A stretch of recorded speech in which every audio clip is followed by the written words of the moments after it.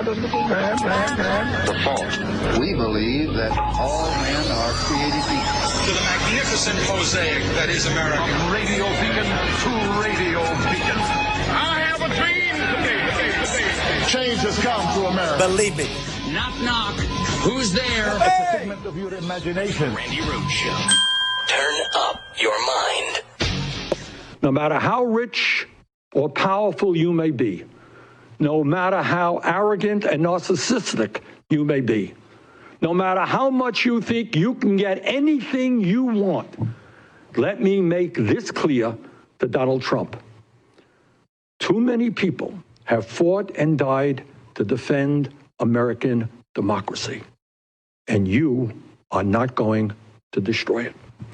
The American people will not allow that to happen. And to my Republican colleagues in the Congress, please do not continue to tell the American people how much you love America if at this critical moment you are not prepared to stand up to defend American democracy and our way of life. Stop the hypocrisy. In this unprecedented moment, what can we as a people do in the struggle to preserve American democracy? It is absolutely imperative that we have, by far, the largest voter turnout in American history, and that people vote as early as possible. As someone who is strongly supporting Joe Biden, let's be clear. A landslide victory for Biden will make it virtually impossible for Trump to deny the results and is our best means for defending democracy. Oh! It's Friday, you bastards. If you can vote, go vote. Go vote, you bastards. Go vote. Oh, boy, oh, boy, oh, boy, oh, boy, oh, boy. So Bernie had an event. Hasn't had one in a really long time, and it was a good one. Urging people to vote in record numbers, which seems to be happening. It seems to be happening. There are reports now that there is a surge, a big one, in the request for absentee ballots where needed, in the requests for, voting from home, with the exception, an exception required, meaning coronavirus could be invoked, right? And their people are it's like an amazing surge. In North Carolina, 1 million absentee ballots have been requested as of now. At this point in 2016, that number was 85,000. In Pennsylvania, the number of absentee ballots and ballots that have been requested is 8 times the number of people who even voted pre-election back in 2016. And of course, as you say, there are some party discrepancies here. I want to pull up here. This is in the key swing states. And you see here that 1.3 million more ballots have been requested by Democrats than Republicans. But there is a very important caveat here. And that caveat is that this is not that surprising. We know from all of our data, all of our polling, that Republicans, and particularly President Trump supporters, they prefer to vote in person on Election Day. Okay, good for you. So vote in person on Election Day. GOP Trump supporters, crazy Trump supporters, go ahead. But everybody else is going to take advantage of paper ballots and writing down who you want for president, who you want for your House seat, who you want for Senate, if that's a seat that you have to vote for in your particular state this time. Go for it. 8 times the amount of people who voted in 2016 requested ballots in Pennsylvania. That's why the focus is going to be on Pennsylvania. Pennsylvania is not alone in having every eyeball trained upon it. There's going to be a lot, as you know, in Republican-led states with Republican legislatures and Republican governors, okay? So those states seem to be Florida with Ron death sentence, who just opened up Florida, by the way. We're open for business. We have 7 million people who have contracted the coronavirus in the United States of America. About 600,000 of them, almost 700,000, in Florida. But hey, here's a really good idea, Florida. Let's open up bars and restaurants At the same time, we open up schools. What could go wrong? What could go wrong? I mean, the last time death sentence opened up the state, we skyrocketed in deaths and cases and hospitalizations, everything. Everything just went through the roof. He's doing it again now. He's doing it for political reasons. And a lot of the science community does not even believe that the numbers that are being reported for Florida are accurate. Just saying. But he just decided that he's going to open the whole state. No one can close without asking the state, or showing the state why they're closing their business, which means no unemployment. You see how this goes. Bars, restaurants, 100% capacity, everybody, no mask mandates at all. Not that we ever had one. But now in the places where the city and the state, where the city and the locals mandated mask wearing, like Miami, where there was an amazing amount of sickness. I mean, there was just an amazing amount of infection, and Fort Lauderdale and here in Palm Beach County, an amazing amount of no more mask mandates, none whatsoever. So and he made it so that city and locals can't enforce any mask mandates. So I'll just bet when I go do my food shopping on Saturday, every Saturday, I do my food shopping. I do Loretta, my mom's food shopping. I do both of our foods. She goes in paper, I go in plastic. Don't give me a hard time. It's the only way I can, decipher, that this is her Publix chicken and that this is mine. But I could just imagine people will not be wearing masks, and a lot of Karens will be screaming at us who do decide to wear a mask. Now, yes, you're still, America is still a semi-free country in that if I want to wear a mask, I will and can, but that does not protect me from Karens who want to cough on me anymore or anything like that. So that's where we are in Florida. So anyway, Florida would be one of those states that would play footsie with democracy, right? Florida could choose its own electors. They could actually, choose a Republican slate of electors, even if the Democrats win the popular vote, because we have a Republican legislature and Ron Death sentences our governor. Same thing in Ohio. Even though Mike DeWine, your governor in Ohio, seems to be a level-headed dude, and he closed Ohio for COVID protection. Seems like Trump was in Ohio having one of his off-the-rails rallies where the Republican governor, Mike DeWine, was present, and he got booed by that crowd. But Donald Trump vouched for Mike DeWine, saying he was a good guy, he's a good guy. So they must have made some backroom deal about Ohio's slate of electors or Ohio's voting or the legal contestation, if that's such a word, that will go on there. And the other state where you have to be like super awake is Arizona. You got your douchey guy, right? And a Republican House and Senate. So those are the three. Then you got Pennsylvania, where there's a Republican legislature, but you got your Democratic governor. You got all kinds of scenarios out there. Trust me, this ain't going to be a smooth ride. It's just not, because so many people are requesting these mail-in ballots, and Donald Trump is not going to give up on the idea that they need to be kept out.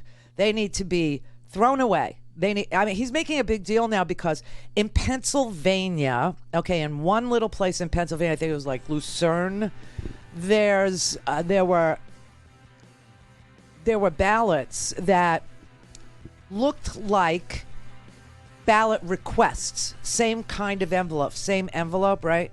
If you request a ballot in PA, or you're sending in a completed ballot in PA, seems like the envelope is very similar. And so some postal worker, I don't know if it was postal workers, I don't know who did it, opened the envelopes thinking it was a request for ballots, not a completed. Well, this created, it's fraud. Everything is fraud. We have to contest PA. No, I'm not kidding. That's what Donald Trump said today. Bill Barr is all over it because he is Donald Trump's personal henchman. All things Randi at RandiRhodes.com. Go for launch. Speaking truth to power, the Randi Rhodes Show. You have to be very careful with the ballots. The ballots, that's a whole big scam. You know, they found, I understand, 8 ballots in a waste paper basket in some location. They found, it was reported in one of the newspapers that they found a lot of ballots in a river. A river? They throw them out if they have the name Trump on it, I guess, but they had ballots. No names on them. Okay, well, they still found them in a river, whether they had a name on it or not. But the other ones had the Trump name on it, and they were thrown into a waste paper basket.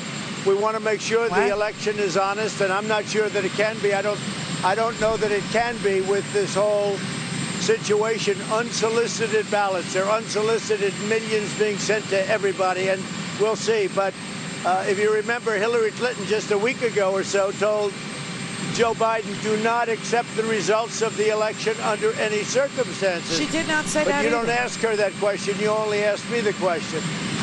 All right, there's so many lies. That was less than a minute. I know, it's brutal, isn't it? To just have to listen to him for 58 seconds, it's brutal. It taxes you. Because the lying, it's like a fire hose. It like takes 2 men or a woman to hold on through his 58 seconds of spew. It's just so unbelievable. All right, so let's take it apart, one thing at a time.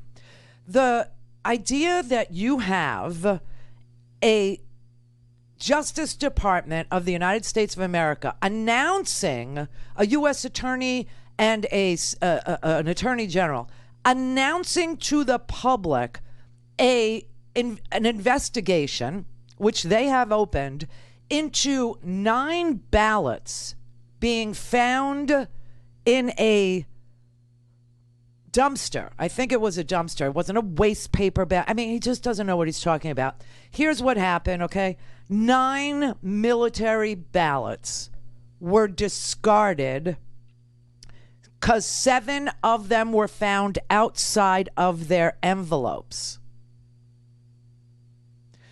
They looked exactly like envelopes that people use to request a ballot, and they were opened, and you can't open a cast ballot, a filled out ballot, before Election Day in Pennsylvania.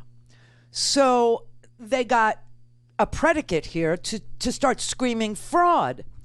And they announced that they're doing an investigation into the similarity between the envelopes to see if it was an intentional throwing away of ballots or if it was an accident that somebody opened the ballots because they looked like ballot request envelopes. Either way, it's not a great thing. But it ain't massive voter fraud, number one. Number two, that anybody would announce any investigation about election stuff right now is shocking and disgusting because, as you know, the DOJ does not talk about active, ongoing investigations. How many times have we heard the Department of Justice say that they couldn't comment on an ongoing investigation? And now all of a sudden they're commenting on an ongoing investigation into 9 barcoded ballots because they found 4 barcoded absentee ballot envelopes along with these 9 completed ballots. All right. That's number one. Who knows who threw them away? Could have been somebody that threw them away to give a predicate to this challenging of all the Pennsylvania mail-ins. You know, you just don't know, right? I mean, we watch NCIS, don't we? You guys know Law and Order. You don't know what happened there. You have no earthly idea. Now, he's lying. They had Trump name on him. Nobody knows what there are no names on the ballot. So, okay. So, something has gone wrong with these ballots. What happened as a result was that they tried to resend the ballots to reconstitute the improperly opened ballots so that these people who voted were obviously military could then recast their ballot or get the ballot that they were requesting. And instead of saying, okay, nothing, which is really what they should have said, They decided, let's lay a predicate. Let's say this was purposefully done by Democrats, which there's no freaking indication of what happened, let alone who did it. Then we can challenge all the ballots in PA. And PA is one of those places where Barton, remember we were talking yesterday about that Long Atlantic article that we put 2 times in the homework this week, okay? The election that broke America. It's 10,000 words. It's very long, okay? And if you print it out, it's going to be, like 40 pages. It's long. But it's valuable. And one of the places where Barton Gellman interviewed the secretary, the Senate Majority Leader, interviewed the Republican National Committee for Pennsylvania, and interviewed the House Speaker, all Republicans, was Pennsylvania. And that is where the philosophy that we might send a separate slate of electors to Congress so Congress can decide which one is the authentic slate if we have questions about these mail-in ballots. We might just disqualify them all and just send a Republican slate. We'll vote on it. Now, they do have a Democratic governor, so that's going to be the hitch in their get along. But that is one of the places where Barton Gellman went and spoke to the Senate Majority Leader, the Speaker of the House, Republicans, and the Republican National Committee Chair in Pennsylvania. It's just so untoward that anybody would put out any information about any ongoing investigation about ballots during the election. It's just not done. It's bizarre and it reeks. That's number one. It's sad that it happened, but it ain't massive voter fraud. We don't know what it is. We don't know what happened. The official explanation from people who are aware of what happened is the request for an absentee ballot looks just like the envelope that the mail-in ballots come in. That is a problem. We've had it since the primary. It hasn't been corrected, and that's because they have a Republican legislature, and they don't want to fix this. So there's that. Now there's this thing. Hillary Clinton said never concede under any circumstances. Hillary Clinton. And that is a new talking point for the GOP. So I'm going to play you the GOP blaming Hillary Clinton because they're dying to run against Hillary. They need to run against her. Except she's not running for anything. She's not running for dog catcher. She's not running for president. She's not running for vice president. She's not running for my job or your job. She's not. And what she said was so limited. She said that Joe Biden should not concede on election day because people would be mailing it in and it would take longer for those to be counted. That is what she said. This is not what they are saying, she said. Call in, connect. To speak to Randi, call 561-270-3844. 561-270-3844. Here is what Hillary Clinton said about not conceding on election day. Election day. They have a couple of scenarios that they're looking toward. One is messing up absentee balloting so that they then get maybe a narrow advantage in the Electoral College on election day. Joe Biden should not concede under any circumstances because I think this is going to drag out, and eventually I do believe he will win if we don't give an inch and if we are as focused and relentless as the other side is. Okay, don't concede on election day. Don't concede on election day. They're going to try and discount absentee ballots. Obviously, that's part one. Part two, we won't know on election day, so don't concede on election day. Okay, that is what she said. Here is what Republicans are saying she said. Hillary Clinton just a week ago or so told Joe Biden, do not accept the results of the election under any circumstances. But you don't ask her that question. You only ask me the question. Yeah, go ahead. Well, I think that the president will accept the result. We've got to make sure that it's fair, and I would ask you the same question asked Manu. Hillary Clinton said Joe Biden should not accept the result of the election under any circumstances. Go ask the same question of every Democrat if they think if it's a fair election that they will support the outcome of it. But she's not the candidate. The president's the candidate. He's not committing to accept. How many people have you asked on the Democratic side whether or not they would support the outcome of the election? Once you do that, get back to that. I mean, Democrats have already obviously made it very clear that they don't intend to do that. Well, first of all, they didn't do it 4 years ago, obviously. I mean, they used the power of the presidency during the transition to spy on the incoming president. Oh my God! Now, of course, the motto is for the Democrats that Joe Biden should never concede the election ever, no matter what. Mr. Leader, what do you plan to do if President Trump refuses to engage in a peaceful transfer of power if he loses the election? President Trump will peacefully come to be sworn in again. It'll be a smooth transition, regardless of the outcome. I'm concerned of what I'm hearing on the other side. Regardless of the outcome. I'm concerned that the Democrat nominee, you asked me a question, if I may. I'll answer your question. The Democrat nominee, Hillary Clinton, has gone on television. She's not the Democratic nominee. The last time the Democrat nominee from the last election has gone on television advising the current Democrat nominee to have the former nominee tell him, never concede. Okay, that is such a distortion of what she actually said, which was, because there are so many absentee ballots, don't concede on election day. That is what she said. It's Democratic, you blowhole, not Democrat. And nobody spied on the president, ever.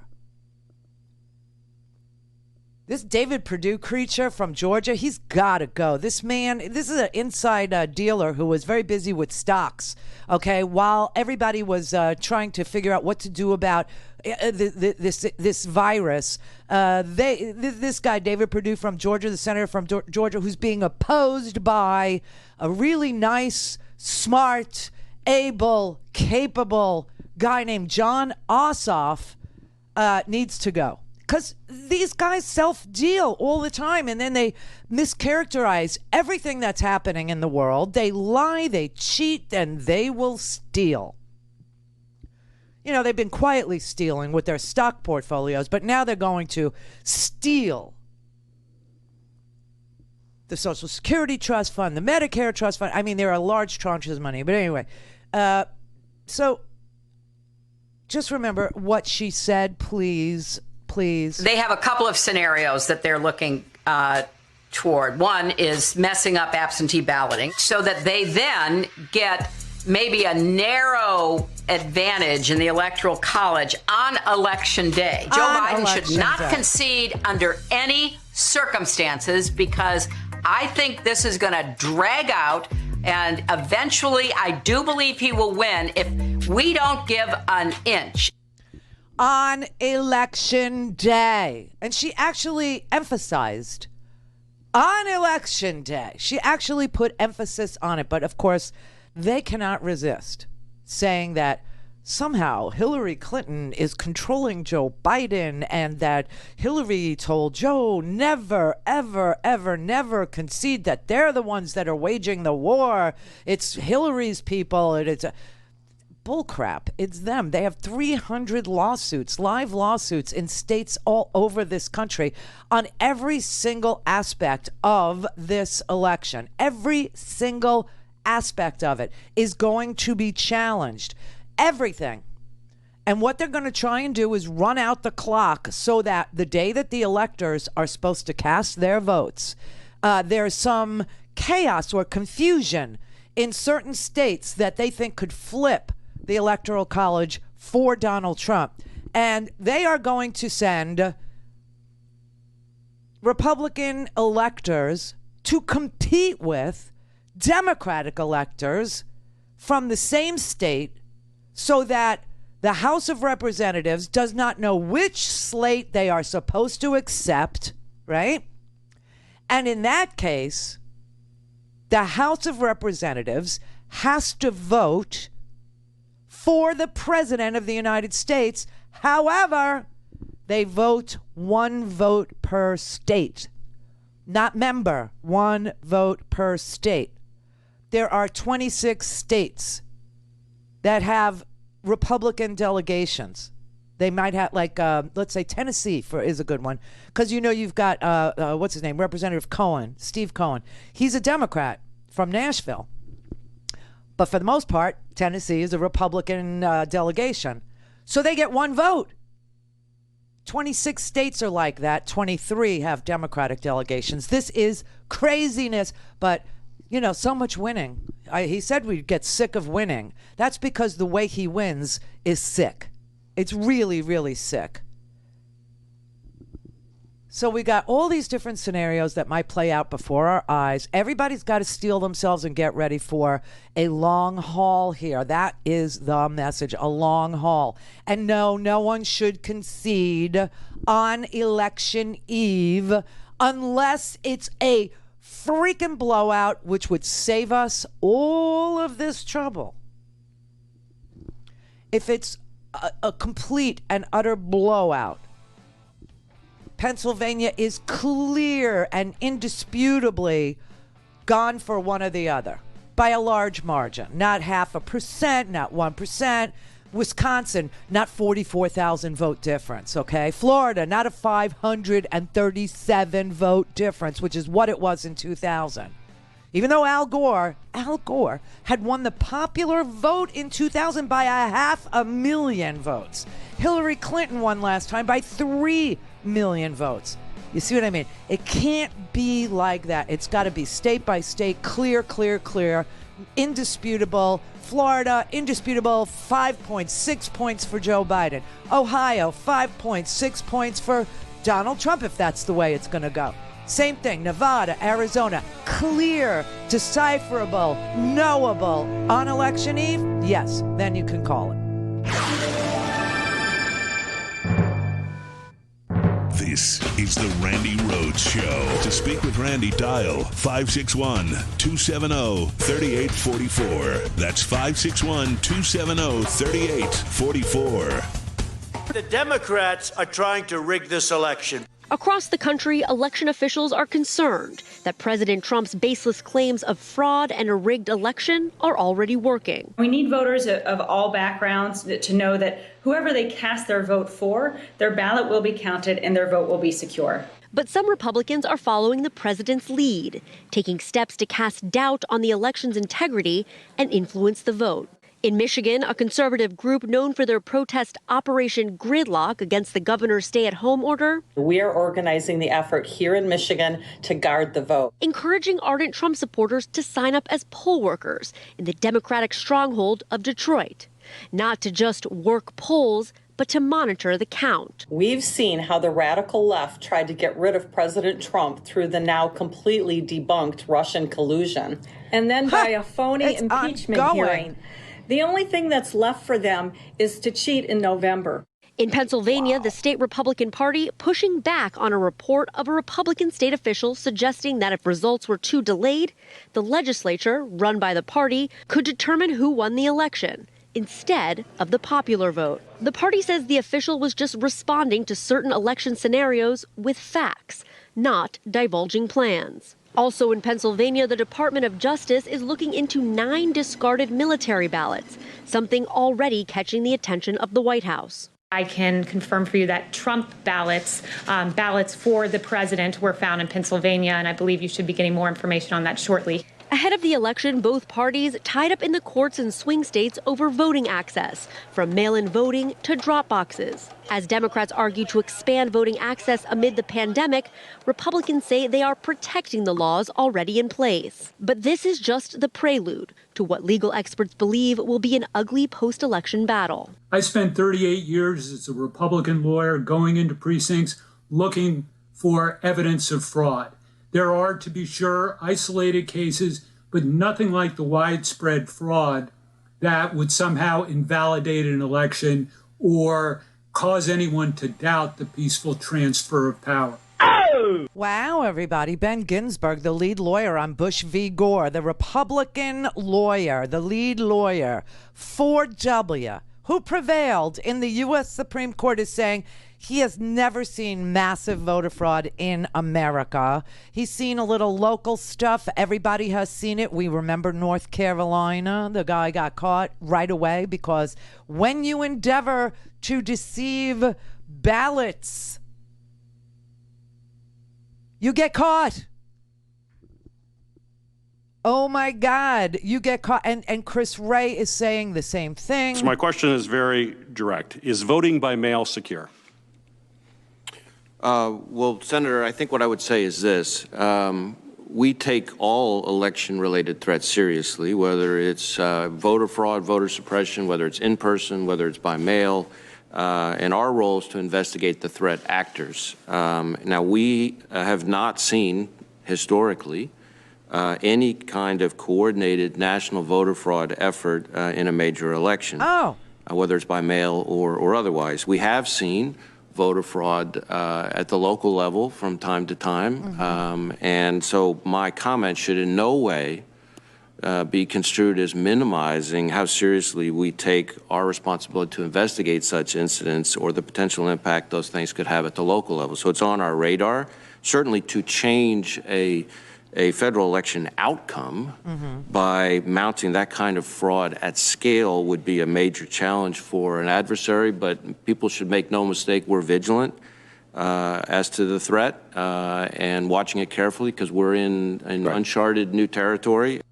Oh, so we've never seen massive ballot fraud, and the amount of coordination it would take to do anything that would change a national election would be almost impossible. But, you know, we do see from time to time some local shenanigans, and we over here at the FBI, we focus on the people who do the fraud, and we always catch them. Like we caught the Russians in the Mueller report. We caught them. Like we caught the doofus in North Carolina. We caught him. So keep that in mind as we proceed. All right, thank you. Ed in Chicago. Hey, Randy, how you doing? Hey. Listen, a long time no talk to. I'm your truck driver from Chicago. My wife and I, Sally, listen to you all the time. Thank you. Love you, love you, love you. Listen, I was back at you. I was really down in the dumps listening to you a couple of days ago because I'm thinking this SOB is going to pull this off. And it had me I was depressed for the rest of the day. Oh. But I did hear something that made my spirits perk up a little bit. And you kind of alluded to it about a segment ago, that these 5 swing states that he's trying to pull the stuff have Democratic governors. Yeah. And that the Democratic governors can indeed block that move and they're veto proof. Is that true?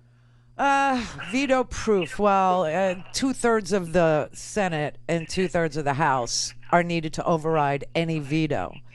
So it's easier to look at the 3 states that have a Republican majority and a Republican governor and keep our eyeballs on those. Those would be Arizona, Ohio, and Florida. Okay. All right.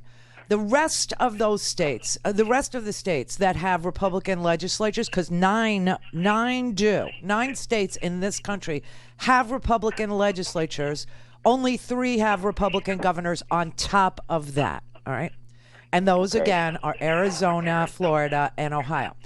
So it's easier to do it that way. But what could happen is 2 slates of electors from a state are sent to the House of Representatives, right? You could have the legislature sending a Republican slate and the governor sending a Democratic slate, which might be part of the plan. Because if there's a challenge to legitimacy of either the Republican... Your phone is driving me crazy. I have to let you go. It's echoing and echoing. And this is important, okay? So January 6th is when Congress convenes to tally the electors' votes, right?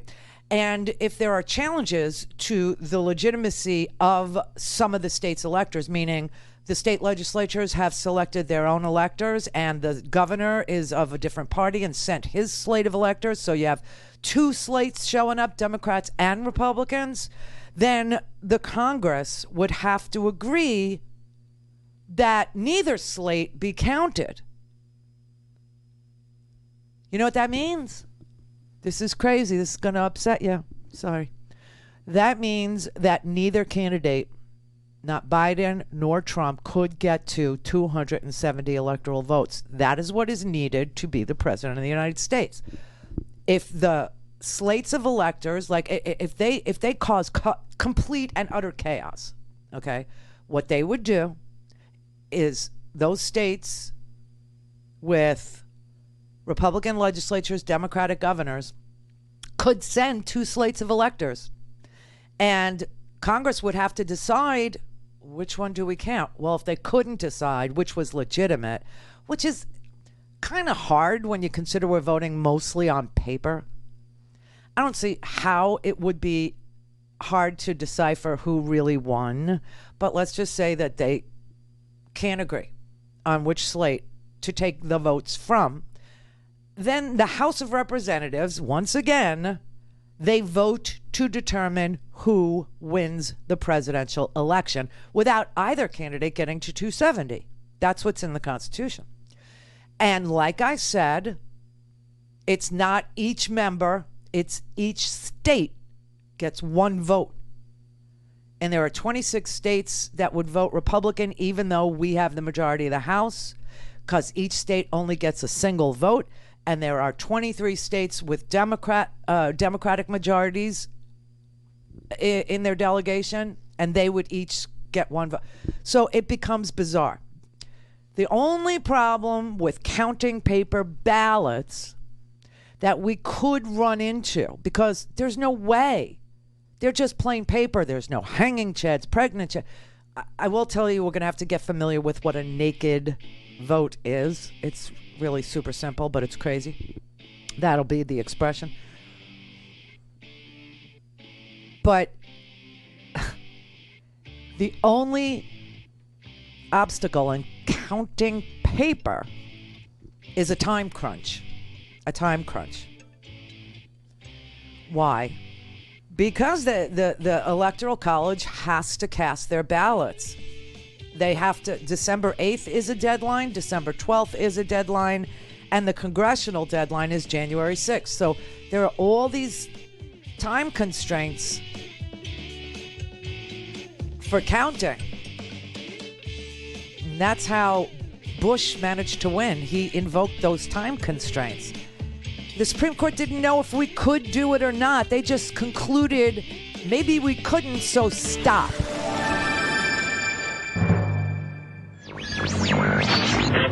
Mary had a little lamb. The fault. We believe that all men are created equal. To the magnificent mosaic that is America. From radio beacon to radio beacon. I have a dream today. Change has come to America. Believe me. Knock, knock. Who's there? It's a figment of your imagination. Randi Rhodes Show. Turn up your mind. After everything I had seen in 2 years of working in the White House, what was really the breaking point was the day of the Lafayette Square incident with the president. Watching someone carry a Bible and clear up peaceful protesters in a fairly violent way, as a person of faith, it was a really dark moment.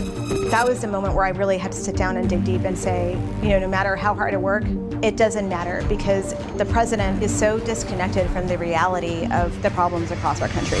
We will no longer be America after 4 more years of Trump. He wants people out on the streets. The president claims to be pro-law enforcement. He is putting our law enforcement in harm's way purposely because he thinks that it serves his agenda. I would say to my colleagues, if you're going to speak out, right now is when it matters most. We've all lived it. We know that President Trump cares only about himself. Given where we are as a country, now is the time to tell the truth. Wow, that's powerful. That's Olivia Troy, who was Mike Pence's right hand on the coronavirus task force, who has quit and is now a Republican voter against Trump. That's a group, the RVAT group, Republican Voters Against Trump. there's tons of them now. You know, you've got serious people who had serious jobs. Elizabeth Newman at DHS, Olivia Troy on the coronavirus task force, Miles Taylor from also the chief of staff at DHS. I mean, you have very high-ranking individuals inside the Trump administration. And one of the pieces of advice or one of the pleas that I had yesterday about how to end this madness ahead of an election that is looking more and more like an attempted coup on our democracy by a autocrat, by a dictator, by a guy who really reveres right-wing lunatic fringe governments that take over democracies like they did in Ukraine. And of course, you know, it's harder to get it back once you've lost it. Just ask Ukraine with the Orange Revolution and the Maidan and all that they had to do. It's now going on in Belarus. It happened in Hungary with Viktor Orban. It happened in Poland. It happened in Russia. You know, it looks, you know, they try to present some sort of a feeling that you're voting, some feeling that it's a democracy. At least Vlad goes through the motions. Orban goes through the motions. Belarus went through the motions. But the truth is that if the president, who's on the ballot, is the one counting the votes, which we don't allow in our country, we don't allow it. But if the president is the one who's counting the votes, then the president can be president for life. And that's exactly why we fought a revolutionary war, so we would not have an autocrat, we wouldn't have a king, we wouldn't have a demagogue, we wouldn't have somebody who couldn't be dislodged by the people. So that's where we are, and it's just so unbelievable. So one of the things that I have been asking is for anybody who works in the administration who knows that there is about to be chaos, if not violence, on our streets, because Donald Trump will use violence if he has to. We've seen it at Lafayette Square. We saw it. The president used awesome amounts of violence against peaceful protesters to prove that he could do that and walk across the street and hold a Bible if he wanted to. And you had General Milley, you had Mike Esper, you had the defense secretary, you had Bill Barr, the attorney general, all with him doing it in front of your face. Now, if that's not telegraphing to you what this president is capable of doing, that he will escalate attacks on American citizens while he throws America into a constitutional crisis to keep us at each other's, to create violence or at least, the appearance of one side being violent while the other side is I mean, it's just crazy. And, you know, his supporters will never be able to create an environment that seems not violent because his supporters go armed. They're armed in Kentucky, okay? They're armed in Louisville. You have, if these guys that are armed, wearing their khakis and their bulletproof vests and their Doc Martens, or their boots and all that, if these guys were black and they were armed in this manner, you would call them a gang, see? But because they're white, the right wing likes to refer to them as militias. Are you freaking kidding me? Why do we have two names for the same armed thugs? It makes no sense to me, but okay. That's where we are. So I would say not voting is crazy. Voting for Trump is crazy, but one is lazy crazy, and the other one is cray-cray. Crazy for the older folks. Cray-cray. I mean, honestly, can you not see the threats?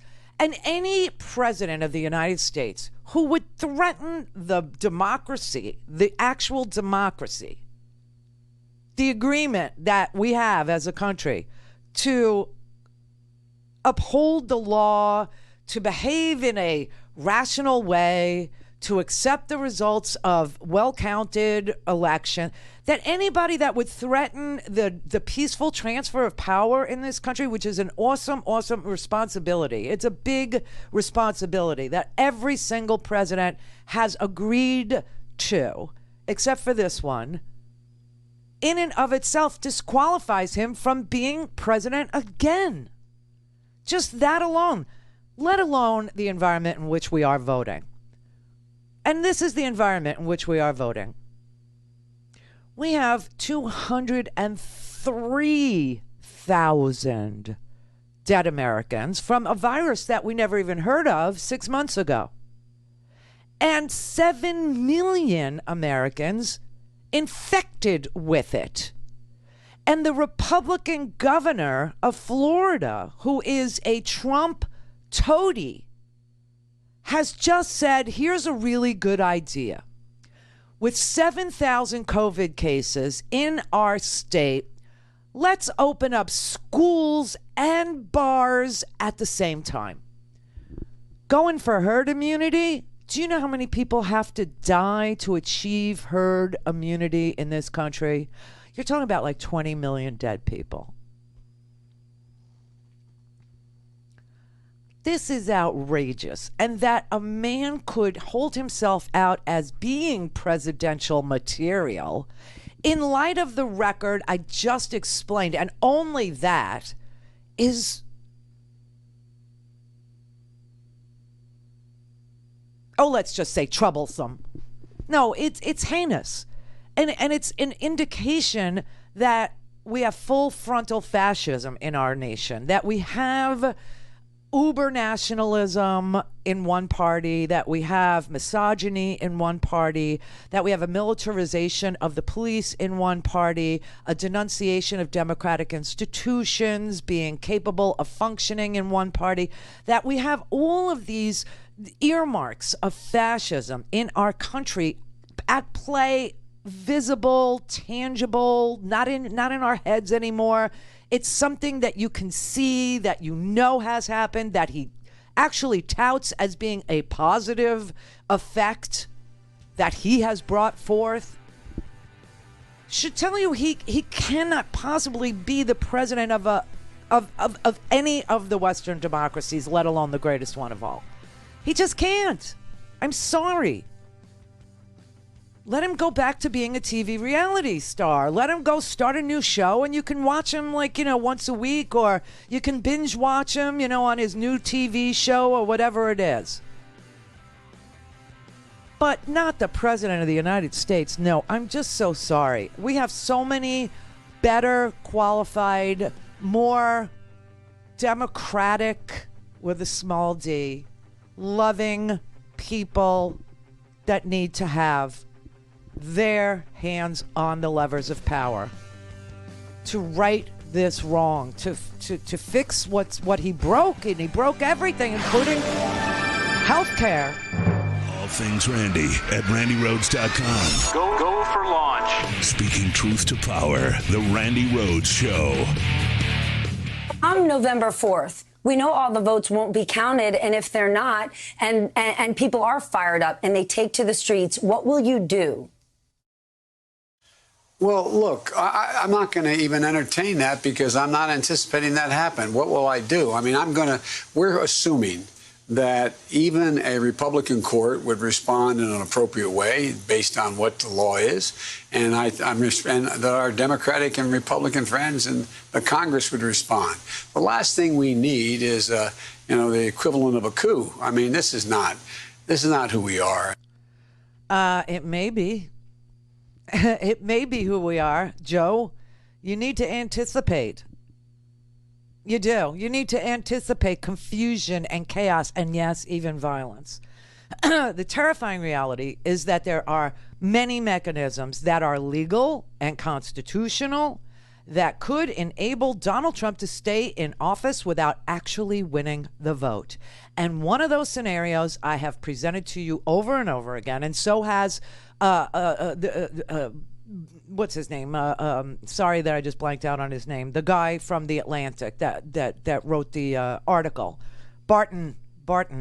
Everybody is telling the American people as succinctly as they can. Barton Gellman, thank you. Everybody is telling the American people as succinctly as they can. This is a 5-alarm fire, and everybody needs to show up to put it out. And the way that everybody shows up to put out this fire is by voting. That is the way That is how we respond as a fire brigade would respond to Donald Trump's trying to burn down the country. That is what he is trying to do.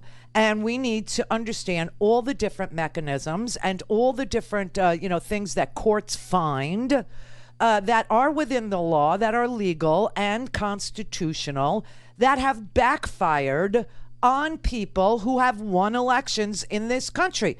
It happened in my lifetime. It happened while I was a freaking talk show host. So it wasn't that long ago, okay? And the Supreme Court said, well, you got these cutoff dates for counting, and if you can't get them counted by that date, and we're not sure if you can, we're not sure that you can't, but we're going to say stop counting. That is what a Republican Supreme Court ruled in 2000, even though Al Gore won the popular vote by 500,000 votes. Hillary Clinton won the popular vote by 3 million ballots. It doesn't matter in our system. What matters is the electors, right? And if you get states that send 2 sets of electors, swing states like Arizona, Ohio, let's say Pennsylvania, because Pennsylvania's got a Democratic governor and a Republican legislature, and they send 2 slates of Congress is going to have to figure out which one is the legitimate one, and if they can't, each state gets 1 vote, and there are 26 Republican states and 23 Democratic states. There's lots and lots and lots of ways. Lots of ways. Scares me when he says, oh, well, I can't even anticipate. I know that's not true. I do. I know it's not true. We have so many people volunteering. We have Mark Elias. We have so many constitutional lawyers, election specialist lawyers, so many people. Howard's going to be a poll watcher because they've already put out the call to the Republicans to go challenge voters, and you can't do that. So, he volunteered. He's going to be at the polls on Tuesday, November 3rd. He'll be there because, he's a lawyer and, he can at least call somebody, which is what you're supposed to do if somebody is messing with the voters. But they plan on a very aggressive voter suppression effort, meaning before, during, and after suppressing your vote. They plan, but there are thousands of lawyers and volunteers that are doing election protection. So I don't know why he answered it that way. Oh, speaking of answers, next Tuesday, it's Friday, right? So a couple of big things tomorrow. This is so sad. RBG is laying in state at the in Statuary Hall, the first woman to ever lie in state in Statuary Hall in the capital of our United States capital today, on the platform built for Abraham Lincoln. We've been through so many funerals. It's almost unprocessable. I mean, John Lewis and now RBG, all of these fierce fighters for equality in our country, all these fierce fighters who said you should be as proud of your daughters and cherish your daughters as much as you cherish your sons, because now the opportunities for women are limitless, just like they were for your sons. Where when RBG first became a lawyer, there were no female lawyers. She was one of, I think, 9 in her class, in her law school class. She went to Harvard and then she transferred to Columbia because her husband got a job in New York. Okay, so she transferred schools so she could support him and his career. She also did a lot of his work for him because he was terribly sick during law school. Anyway, at that time, women couldn't get a credit card on their own. Women couldn't buy a house on their own.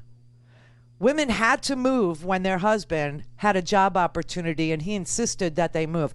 Women couldn't get a divorce without going to Mexico or Vegas and taking up residency there for 6 weeks when she first started. Women, and because of people like her who expand rights not take them away, which is what Donald Trump does.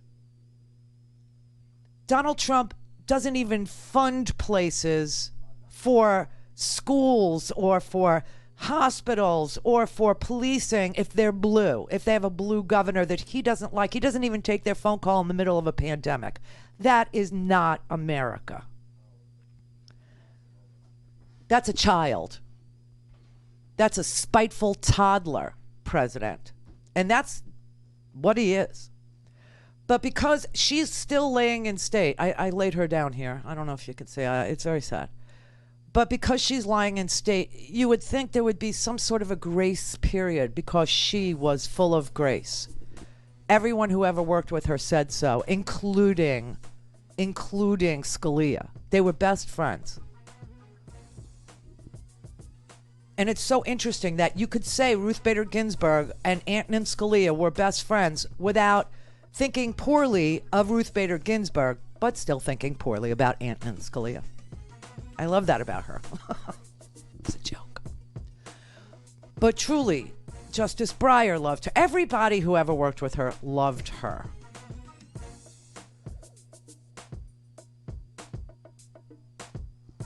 She was an expander of human rights, an expander of the human condition. And without people like her and John Lewis, and people instead like Donald Trump and Mark Meadows and Lindsey Graham, it ain't America. Call in, connect. To speak to Randi, call 561-270-3844. 561-270-3844. All right, everybody, today is the last day for the Free Speech TV Pledge Drive. Woohoo, we made it. So I told you what our goal was. We were trying to raise $240,000 to support our election coverage because you have technical people that need to get paid. You've got our accounting department that needs to get paid. You have our content producers who need to get paid. All these people that work at Free Speech TV want to get paid. It's a not-for-profit. We don't take corporate money, and therefore it's up to you. It's listener and viewer supported, and we thank you for keeping this thing going for 25 years. We could be your new underground news outlet because God only knows what he's going to do to corporate media. But anyway, that said, we set this goal of 240,000. We're about 5 G's from the promised land. Okay, 5 G's. So that's what we need today to raise. The phone number is 877-378-8669. There it is, right there. 877-378. Everything's backwards on TV. It's so weird. 8669. 877-378-8669. Yeah, I'll never get the hang of it. I'm a radio person. Or you could go to freespeech.org. Freespeech.org. And if we get to 240, we have a donor who will match and do the next 10 and get us to 250, which is what we need to do the election coverage. There are plenty of gifts. There are face masks and mugs. You know, everybody wants the Randi Rhodes Show mug. Free Speech TV sells them. They have the best ones. They have the Air Force blue with the black, which is, you know, our colors. See our colors on the screen. So they have that. There's there are a couple items commemorating Ruth Bader Ginsburg, a Be Notorious, I believe it's a tote bag, all kinds of good stuff for you. So please do take advantage of this being the last day. 877-378-8669 or online at freespeech.org. All right, Joe on Long Island. Long Island. Hi, Randi. Hi, Joe. How you doing? All Thanks right. for taking my call. Sure. So let me get this straight. If Trump wins, then it's a fair election, but if he loses, it's rigged. He said that in 2016, too. Yeah. Well, the thing I want to say is Rick Scott right now put up a bill in the Senate that you have to count the votes less than 48 hours. 24. All right? No, we said 48 hours, no less than 48 hours. All right? And also, this is a guy that in 2000 was convicted of Medicare fraud. Medicare fraud. Medicare. Yeah, $2 the largest. billion, one of the highest fines in American history. Yes. And yet, the people in Florida put him in as governor, and now as senator. It's like, WTF? What's wrong here? Well, it's gerrymandering, number one. Now, the Senate, I can't help. That's a statewide vote. But the federal law that he is trying to pass as a senator it has no bearing on the state of Florida. I mean, none. You can't have the feds dictating election law to Florida. It doesn't work like that. The Constitution clearly states that the states choose the manner in which the electors are selected, hence our problem going forward. But Rick Scott, what he's doing is so disingenuous because it would be struck down. There is no way the feds can dictate to any state, let alone one state, that you got to count your ballots within 24, 48 hours or else, we stop the counting. Who the hell does this man think he is? And Randy, the other thing I wanted to tell you is HHS guy, Michael Caputo. Yeah. What a lot of people, I did research. I listened to you. I do my homework. Good. All right? Yeah. He worked for the Reagan administration alongside Oliver North. He moved to Russia in 1994 after the dissolution of the Soviet Union. He helped advise Boris Yeltsin. Yeah. All right? And not only that, he worked for Gazprom Media in Russia. And in 2000, he worked for Vladimir Putin to improve his image in the United States. Yes. Yes. To me, Trump is a Russian agent to destroy this country. Well, one thing does not equal the other, but it is interesting that everybody around him is somehow, wanting something or has worked for. I mean, look at Ron Johnson. Where did Ron Johnson spend the 4th of July? In Russia. Russia. And now he's sitting there saying that he wants to investigate Joe Biden in Ukraine. And first of all, they released a preliminary report this week. Everybody, from the Q people waiting for this report. The report actually showed Rick Perry was the one that was getting, sweetheart deals from, from Gazprom. For the fuel, $2 billion deal. Or yeah. $20 billion deal. They found nothing to do with Joe Biden. They found no influence at all exerted on behalf of Hunter Biden or anybody. They did think it was, unseemly. It didn't look good. I agree with that. Mostly everybody does. But that no favors were done for anybody in Ukraine or it's ridiculous. But what they did find was Rick Perry was getting sweetheart deals in Russia.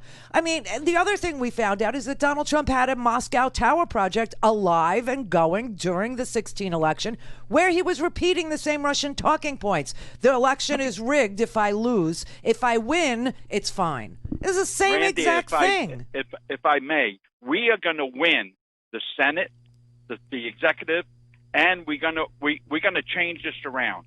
The other thing I hope you could play is the video of Trump and Melania over at the RBG Memorial there. The yesterday? Yes, but they were chanting, vote him out. Yeah, I love that. I played it yesterday. It made everybody's day. It really added a year to everybody's life. Friday. Good News Friday. Good News Friday. It makes a lovely ringtone. I mean, yes, it does. Yes, it does. Yeah, there's so many uses for it. Well, I'll pull it out of the archives. It's from yesterday. I don't have it up on my screen right now, but I'll play you a Good News Friday one. You want to hear a really, really good one? Something that'll lift your spirits. This also would make a very good ringtone. This also, I'm going to play the short one for the ringtone purpose, and then I'll play you the little longer one. This is Lindsey Graham. I swear to God, last night on Fox News on Sean Hannity's show. Begging for help, begging for money, because Jamie Harrison, his Democratic challenger, they are in a dead heat in South Carolina, of all places, and he knows he could lose. So I'm getting overwhelmed.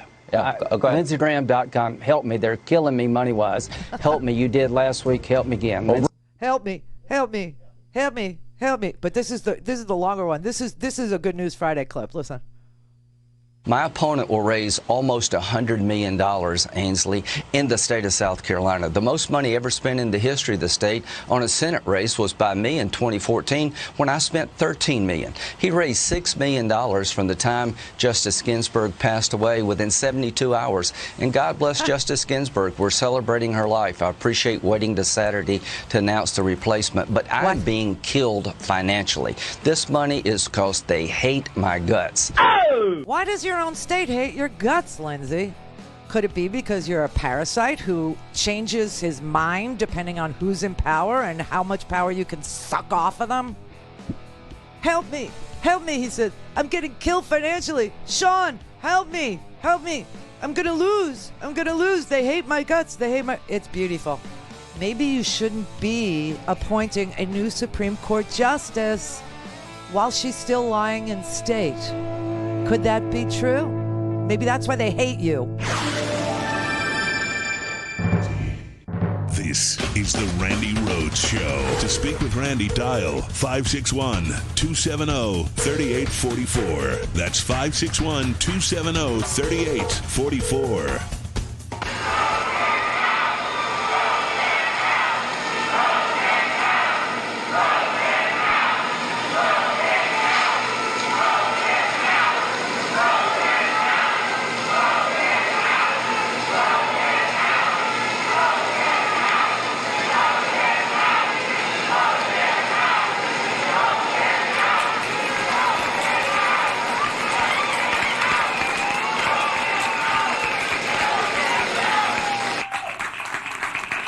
By request on Good News Friday, yes, but tomorrow he will nominate somebody to take Ruth Bader Ginsburg's seat. Somebody will listen. The integrity of this person is going to be key, right?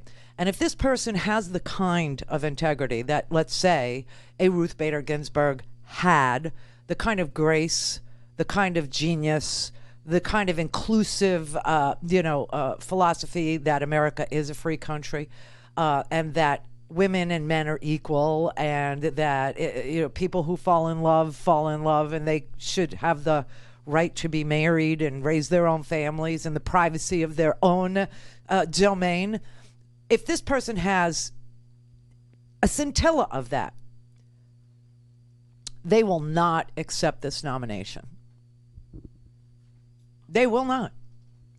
And during the confirmation hearings, which are likely to occur on October 12th, if this person wants to go forward, which would indicate a lack of integrity in these perilous times ahead of an election, less than 40 days.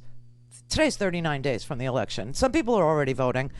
It makes absolutely no sense. And for people who say, oh, precedent matters, we've never, ever in the history of the United States done that. Never. Not once, not ever. So if that person does go forward, you know that there's a question about their integrity, number one. And number two, when they're asked whether or not they will recuse themselves from sitting on a case that determines the election, we'll have our answer about the character of that person. Now, we've got some really low-brow people on our Supreme Court. We've had low-brow people before.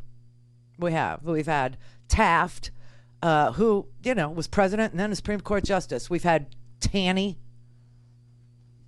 who was black people are 3/5 of a man. We've had some really, beauties. We've had some winners. We've had Scalia, who said, you could carry, you could open carry, you could do whatever you want.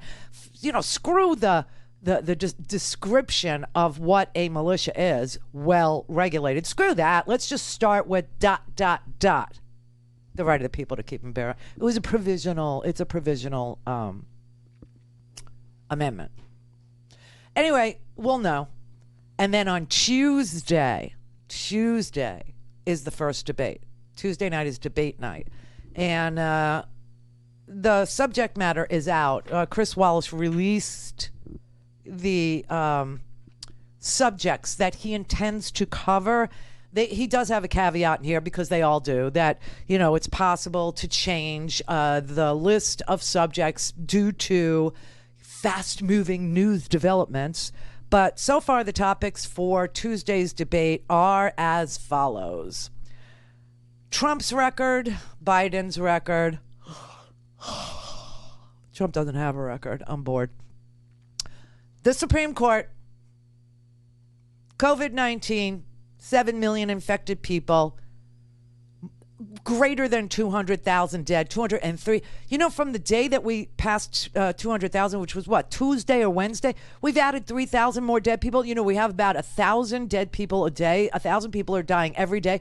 And the new model shows that by election day, we could be seeing 3,000 dead every day. Why? Because of these super spreader events. Yeah, because of Donald Trump's super spreader events, because of these biker rallies and people. Oh, so there's that. The economy, for some strange reason, he's combining two thoughts: race and violence in our cities. I just want you to know violence is down, way down, across the board in this country. Murders always tick up during the summer.